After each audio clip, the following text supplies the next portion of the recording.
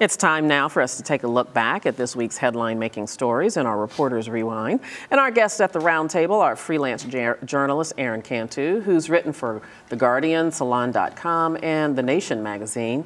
And also Nairobi, Kenya-based journalist and TV host Akissa Omulepo, who also has reported for Arise News. She's our daughter who's returned home. Yes. Joining us from D.C. is Arise News correspondent Leila McDowell, also our daughter.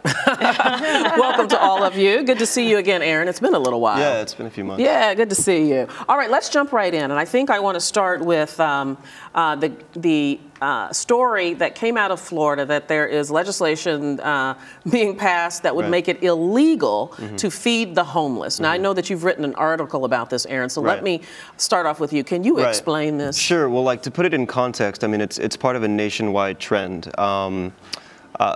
The criminalization of homelessness, certain actions like sleeping in public or you know, going to the bathroom in public, these sort of things. It was established in San Francisco, New York, 20 years ago, and it's picking up steam today as cities like Fort Lauderdale are trying to attract outside capital to develop their real estate. So it's very disturbing, obviously. I mean, I think it's almost objectively sad, you know, and strange. But I mean, it's for a reason, you know, and it's part of a pattern, a larger pattern. Well, and I want to use a very highfalutin sociological term, Akissa. This just seems mean. It's mean, and the bigger question is, aren't we our brother's keeper? And what is this ultimately about? Has development become more important than human beings, more important than citizens in this country? That also shifts the attention to the lack of social services available then for people in these neighborhoods. So if a homeless person is there and, you know, being homeless shouldn't be a crime, what opportunities and what services are available to help him or her not be homeless? Yeah, Leila, jump in, sound off on this. Well, you know, it's so interesting because I think one of the protesters said that Jesus would be arrested under this law. Absolutely. And of course, what they're trying to do is say that this injunction that was passed against that law 14 years ago is still in play, but we don't know if that's going to prevail in court.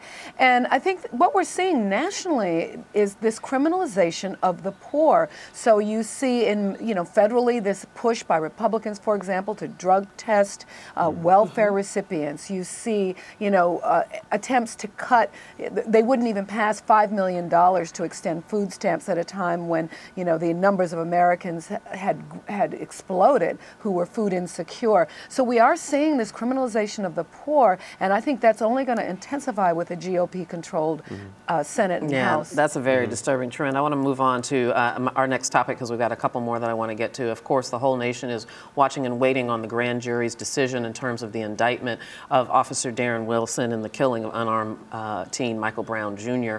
Many believe that he will not be indicted in this case. So I don't know where to start with this. Leila, I want to start with you, and that is, which is worse, for the prosecutor to have declined lodging any charges at all and just walking away, or taking the city through this prolonged grand jury process only for them to return with a non-indictment?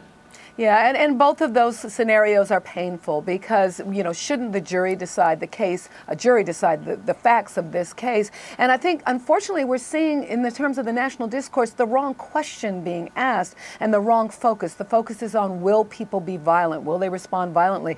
But they're not focusing on police accountability, which people in Ferguson say they still don't have. They're not focusing on the high poverty rates, not just in Ferguson. 44% of the people live below the poverty line at one time or another there.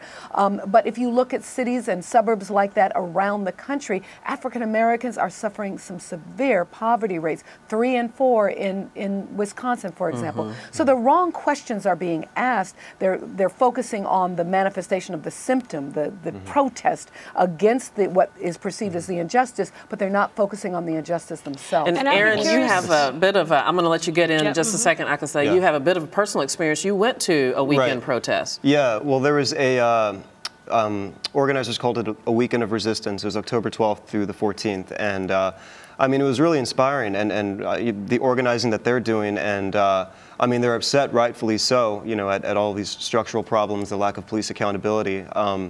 but they're not violent, you know, and all of this, I mean, I think that was a great point that was made. You know, so much hysteria revolves around what's going to happen when the non-indictment is announced, which it probably will be a non-indictment.